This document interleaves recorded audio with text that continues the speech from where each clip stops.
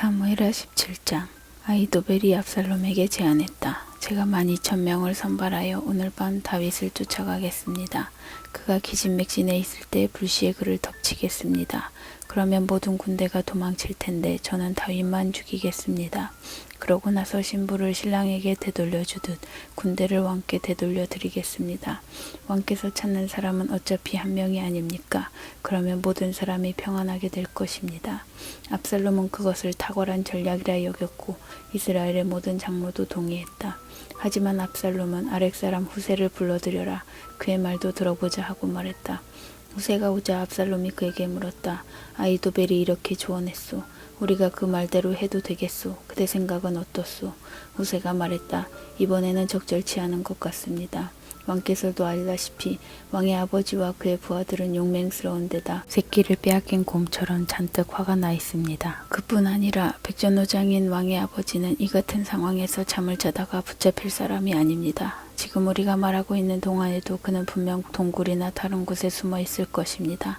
그가 매복해 있다가 왕의 부하들을 덮치면 압살롬의 군대가 중임을 당했다는 말이 금세 퍼질 것입니다. 왕의 부하들이 용감하여 사자의 심장을 가졌다 해도 그런 소식을 들으면 이내 무너지고 말 것입니다. 왕의 아버지의 싸움 실력이 대단하고 그와 함께한 부하들 또한 그러하다는 것을 온 이스라엘이 잘 알고 있습니다. 저의 조언은 이렇습니다. 단에서 부엘세바까지 온 나라에서 바닷가의 모래알처럼 많은 군대를 소집하여 왕께서 그들을 직접 이끄십시오. 다윗이 어디에 있든지 우리가 그를 찾아내어 이스리 땅에 내리는 것처럼 그를 습격할 것입니다. 그러면 한 사람도 살아남지 못할 것입니다. 그가 어떤 성 안에 숨어 있다면 군대 전체가 밧줄을 가지고 가서 그 성을 계곡으로 끌어내리면 됩니다. 그러면 그곳에는 돌멩이 하나 남지 않을 것입니다.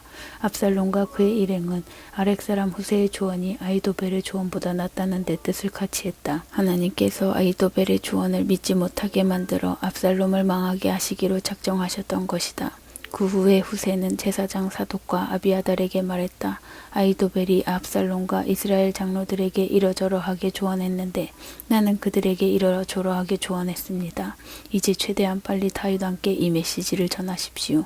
강 이편에서 밤을 보내지 말고 즉시 강을 건너십시오. 그렇지 않으면 왕과 함께한 모든 사람이 산채로 삼켜질 것입니다. 요나단과 아히마아스는 엔로겔에서 배회하며 기다렸다. 한 여종이 와서 그들에게 메시지를 전하면 그들이 다윗 왕에게 가서 알리기로 되어 있었다. 자칫 성 안에 들어가다가 눈에 띄면 위험했기 때문이다. 그러나 한 군사가 그들을 보고 압살롬에게 알렸다. 그래서 두 사람은 재빨리 그곳을 나와 바후림에 있는 어떤 사람의 집으로 갔다. 그 집 마당에 우물이 있어 그들은 그 속으로 기어들어갔다. 그 집의 안주인이 담요를 가져다 우물을 덮고 그 위에 곡식을 널어 누구도 이상한 점을 눈치채지 못하게 했다. 얼마 안 되어 압살롬의 부하들이 그 집에 와서 그녀에게 물었다. 아히마아스와 요나단을 보았소. 그 여인이 대답했다. 강 쪽으로 갔습니다. 부하들은 결국 그들을 찾지 못하고 예루살렘으로 돌아갔다. 위험이 사라지자 아히마아스와 요나단은 우물에서 기어 올라와 그 길로 다윗 왕에게 가서 보고했다. 일어나서 빨리 강을 건너십시오. 아히도벨이 왕께 불리한 조언을 했습니다. 다윗과 그의 군대가 바로 일어나 이동하여 요단강을 건넜다. 동틀 무렵에는 요단강을 건너지 못한 사람이 하나도 없었다. 아히도벨은 자신의 조언이 채택되지 않았음을 알고 나귀의 안장을 지워 고향으로 떠났다. 그는 유언을 작성하고 집을 정리한 뒤에 목매달아 죽었다. 그는 가족 묘지에 묻혔다. 다윗이 마하나임에 도착할 무렵 압살롬은 이스라엘의 모든 군대와 함께 요단강을 건넜다. 압살롬은 요압을 대신하여 아마스를 군사령관으로 삼았다. 아마스는 이드라라는 사람의 아들인데 이드라는 요압의 어머니 스루야의 여동생인 나하스의 딸 아비갈과 결혼한 이스마엘 사람이다. 이스라엘과 압살롬은 길르앗에 진을 쳤다.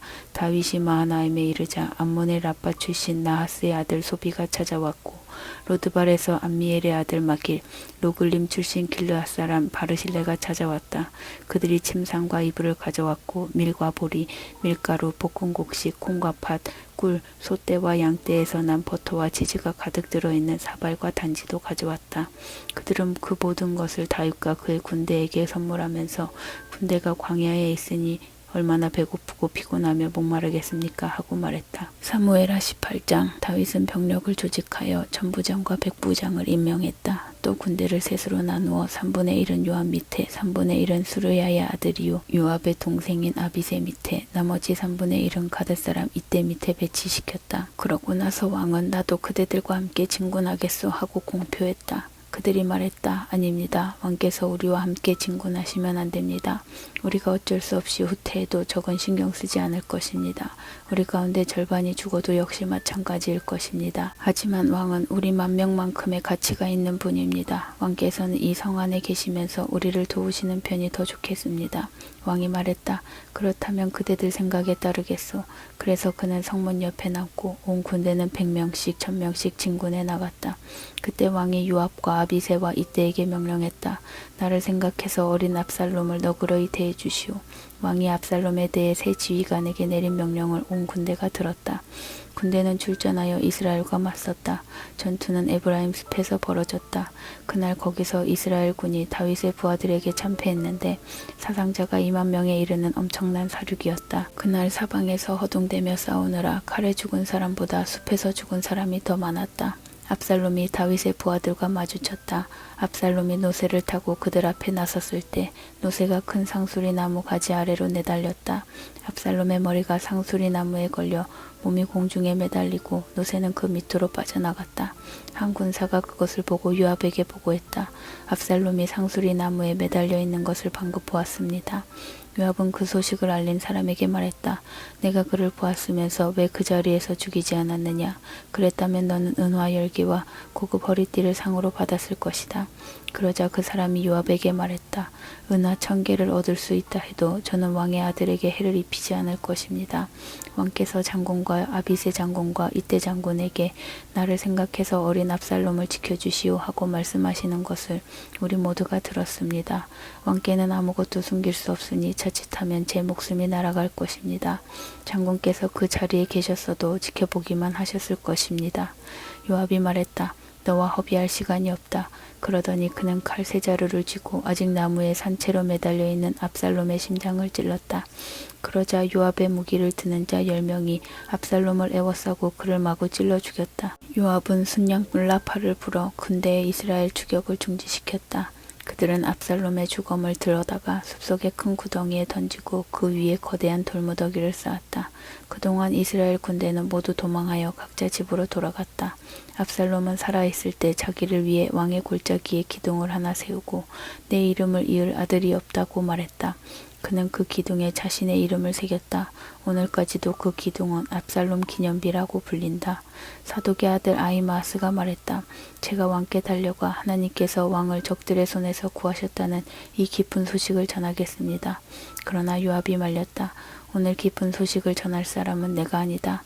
다른 날은 어떨지 몰라도 오늘 이 소식은 기쁜 소식이 아니다. 왕의 아들이 죽었기 때문이다. 그러더니 요압은 한 구스 사람에게 명령했다. 내가 가서 본 것을 왕께 아뢰어라. 구스 사람이 예 장군님 하고 달려갔다. 사독의 아들 아히마스가 끈질기게 요압에게 정했다. 무슨 문제가 있겠습니까? 저도 구스 사람을 따라가게 해주십시오. 요압이 말했다. 왜 이리도 달려가지 못해서 안달이냐? 이 일은 잘했다는 소리를 들을 일이 아니다. 괜찮습니다. 가게 해주십시오. 좋다. 가거라. 요압이 말했다. 그래서 아히마아스는 아래 골짜기 길로 달려가 구스 사람을 앞질렀다. 다윗은 두 문 사이에 앉아 있었다. 조병이 문 위에 성벽에 올라가 사방을 둘러보고 있는데 달려오는 사람 하나가 보였다. 조병은 아래를 향해 왕에게 외쳤다. 왕이 말했다. 혼자라면 틀림없이 기쁜 소식이다. 달려오던 사람이 가까워질 즈음에 조병은 또 다른 사람이 달려오는 것을 보고 문 쪽에 대고 외쳤다. 또 다른 사람이 달려오고 있습니다. 그러자 왕이 말했다. 이것도 틀림없이 기쁜 소식이다. 그때 조병이 말했다. 첫 번째 사람을 보니 뛰는 것이 사독의 아들 아히마아스 같습니다. 왕이 말했다. 그는 좋은 사람이다. 반드시 기쁜 소식을 가져올 것이다. 그때 아히마아스가 큰 소리로 왕에게 말했다. 평안하시기를 빕니다. 그는 얼굴을 땅에 대고 왕 앞에 엎드려 절했다.